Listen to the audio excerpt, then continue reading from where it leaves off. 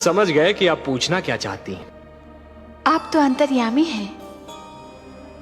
लगता है आप हमारी धरती पर घटने वाली घटनाओं से पीड़ित हो उठी हैं।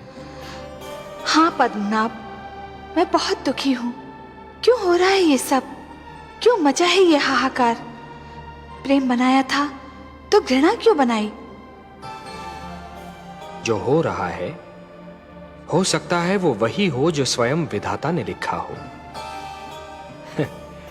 और अपना लिखा तो स्वयं विधाता भी नहीं मिटा सकते ना। हे महादेवी, हो सकता है कि यह मानव की परीक्षा हो, उसके कर्मों की परीक्षा हो।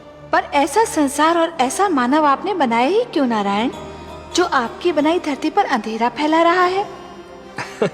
तो आप क्या चाहती थीं कि हम केवल दिन बनाते और रात्रि न बनाते?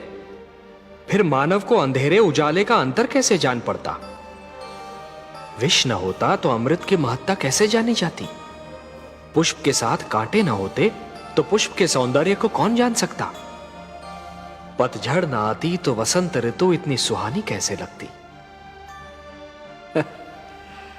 हमने मानव को बनाया है देवी। मानव इतिहास को बनाने का कार्य हमने अपने हाथों में नहीं रखा, वो तो उसी पर छोड़ दिया है। अभी तो उसे अपनी शक्ति का आभास हुआ है। इसी से उसे न्याय अन्याय, सत्य असत्य, धर्म अधर्म और पाप और पुण्य की जानकारी भी होगी। हमने बुद्धि दी है मानव को, विवेक दिया है उसे। और यदि मानव ने विवेक से कार्य नहीं किया तो? यदि धरती पर रात्रि इसी प्रकार दिन को निगलती रही तो? अंधकार प्रकाश को डसता रहा तो? तब क्या करेंगे आप? चिंता मत कीजिए देवी। यदि असत्य और अधर्म अपनी सीमा को पार कर गए, यदि धर्म की हानि होने लगी, तो हम स्वयं धरती पर जाएंगे। हम वचनबद्ध हैं। परित्राणाय साधूनाम विनाशाय च दुष्कृताम धर्म संस्थापनार्थाय संभवामि युगे युगे।